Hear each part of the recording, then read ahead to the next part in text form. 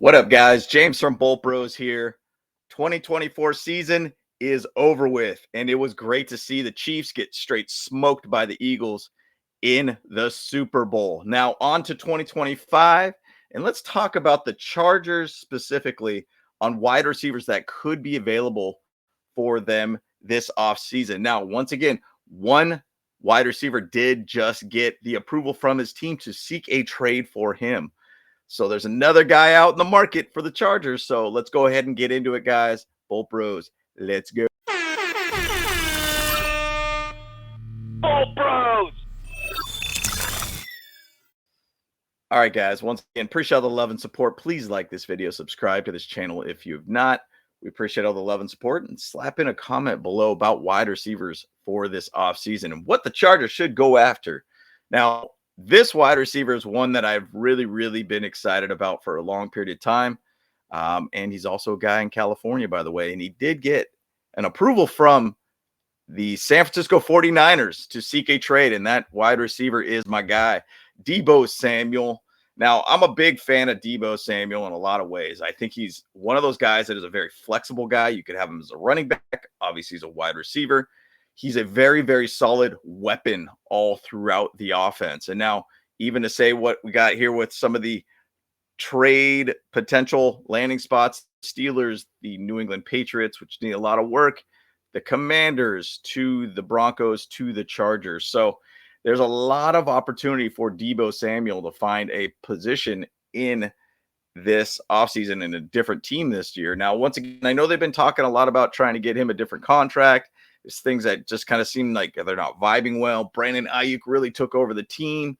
You know, where's Kittle going to be going with the Niners? There's a lot of things that are kind of moving around with that team. Even to say quarterback position, are they really going to stick with their guy out there?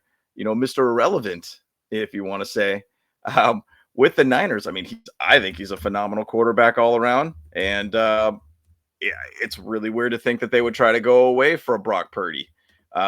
But, you know, a lot of things that they're moving around, and obviously they had a really bad year last year. Now, with Deebo Samuel, he's one of those guys, like I said, that could be a very flex type player for you. Obviously, back in 2021, he had 77 catches, 1,405 yards catching, 18.2 yards per receiving.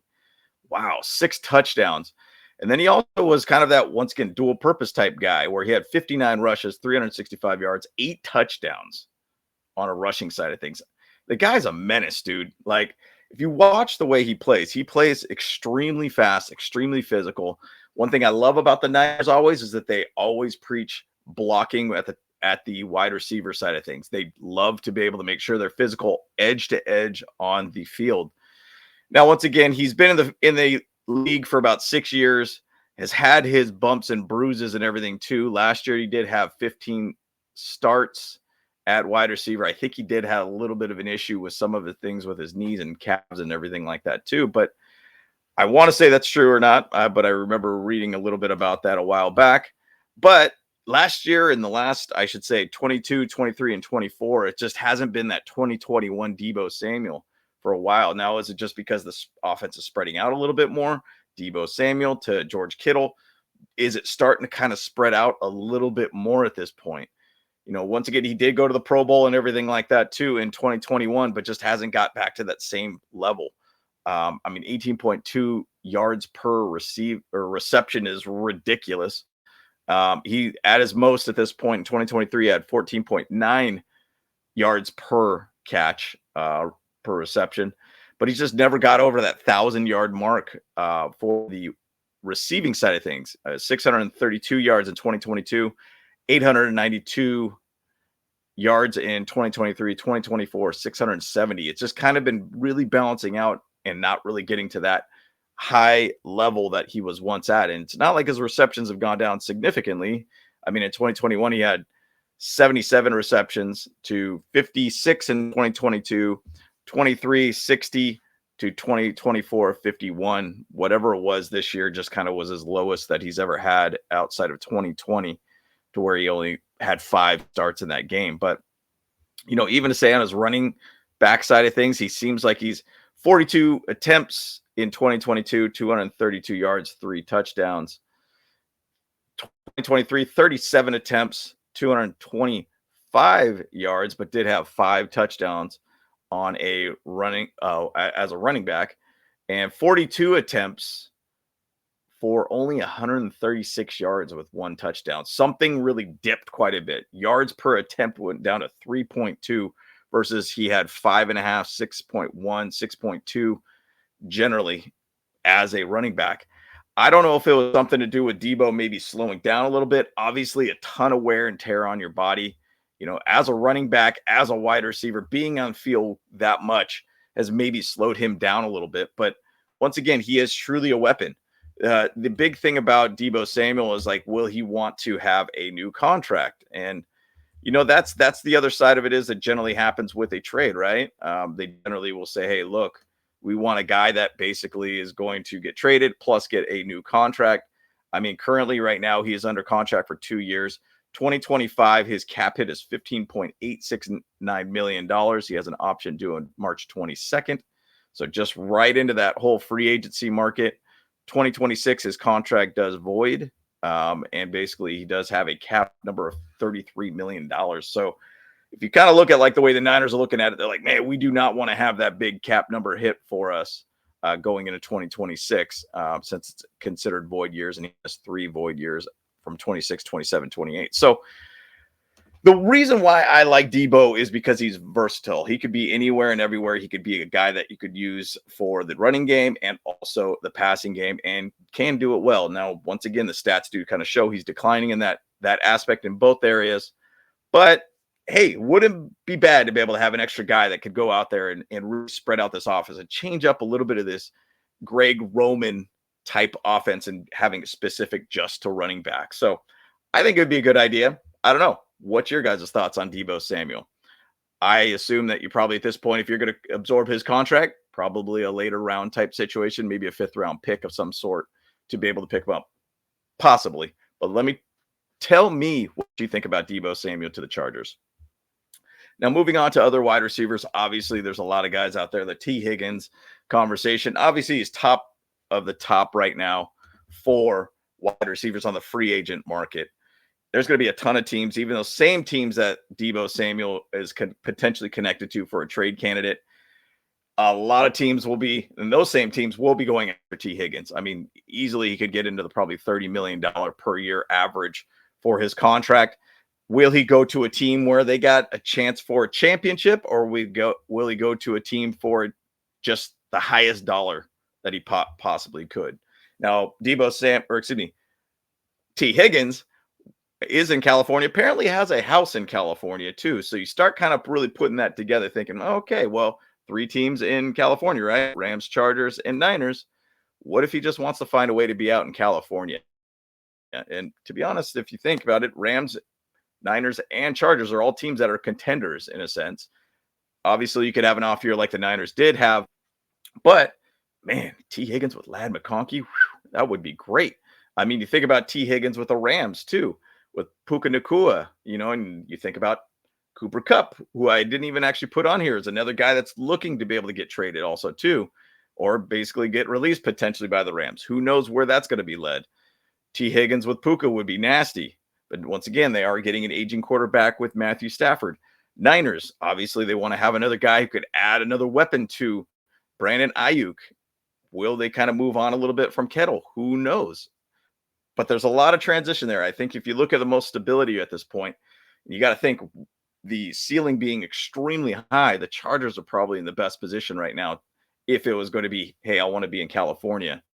So who knows? We'll see where T. Higgins goes, but it's going to be a lot of money to be able to get him. But he's the only real big wide receiver, in my opinion, that could fit extremely well with this team. Obviously, you could say your Keenan Allens, your Mike Williams, all that. There's guys out there. But once again, to really get that top kind of guy, this is one of those guys that you could go after. Now, obviously, Tyreek Hill has a little conversation, too, about, hey, I want to get away from the Dolphins. I know there's even talks about they're going to try to trade off Tyreek Hill. Then there's some talks that he wants to stay with the Dolphins. I don't know. Maybe it was a lot of emotions that got in his way with him this offseason. Obviously, they had a very frustrating season, but still ended the season very well.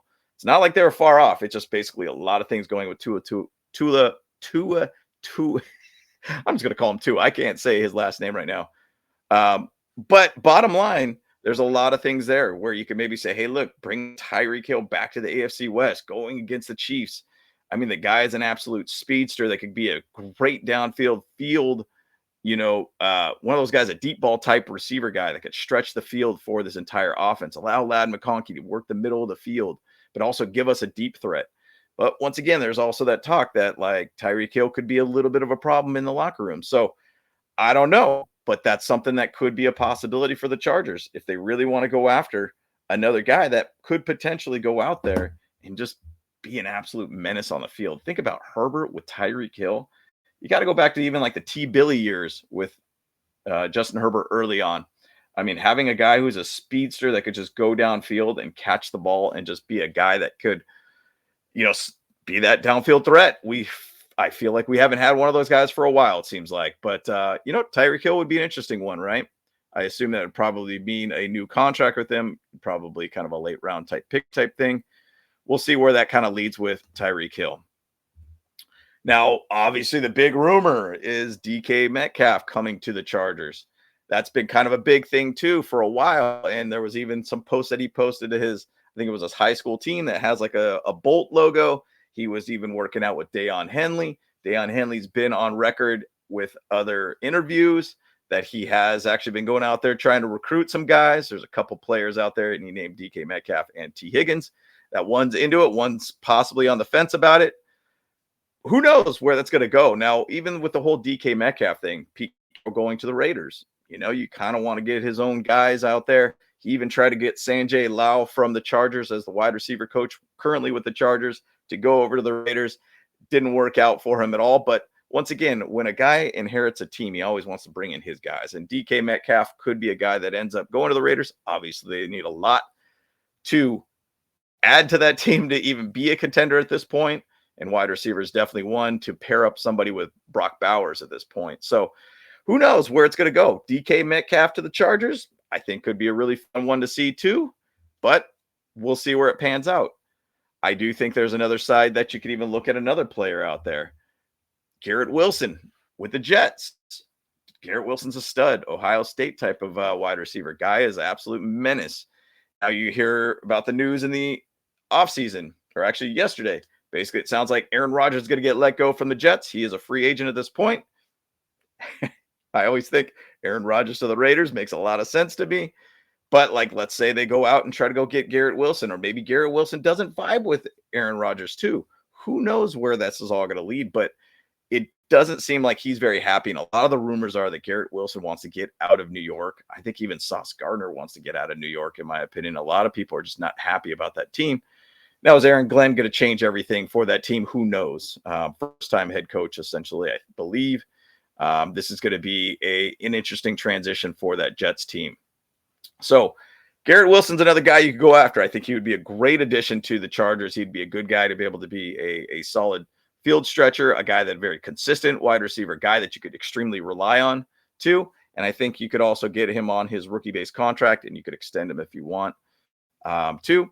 I think it would be a great addition for the Chargers, but once again, it's going to be a pick trade at this point. Maybe it's a second, maybe it's a third round pick. I don't know, but interesting thing there with Garrett Wilson. Keep an eye on that one. And that one's been even connected to the Broncos for quite some time. But bottom line, what I'm saying here, guys, is that there is a lot of wide receivers going to be available for this offseason. I expect a lot of trades going on with the wide receiver market, and a lot of big contracts going out to some of these wide receivers too. So Chargers got options, but who's going to be the one, and where do these wide receivers really want to go? Is it going to be more of a loyalty for money, or is it going to be a choice for a championship? Just throwing it out there too. Myles Garrett, he wants basically to go somewhere to be able to contend. Max Crosby doesn't have any money, bonus money, essentially on his contract now. And he's kind of even talking with the Raiders saying, hey, what are you going to do to win? I want to win. And Max Crosby could be on the move too. I think that would be really, really crazy for them to do, but who knows? There's a lot of little trades that could happen for the Chargers, especially at the wide receiver position. And I'm interested to be able to see how this all pans out for them. it's going to be exciting, man. And this offseason is going to be real fun, and I cannot wait to see it, guys. So want to hear from you guys. What's your thoughts on the wide receivers I talked about? I'd love to be able to hear from it below. Which one do you want the most? Which one makes the most sense for Chargers? Which one makes most sense to grow with Justin Herbert and the Jim Harbaugh era? It's a lot of options, and it's very exciting to think about what 2025 could be for the Chargers. So once again, James from Bolt Bros. Like this video, subscribe to this channel if you've not. Appreciate the love and support, guys. Once again, James from Bolt Bros. Let's go. Hey, what's up? Cameron Dick here watching Bolt Bros podcast.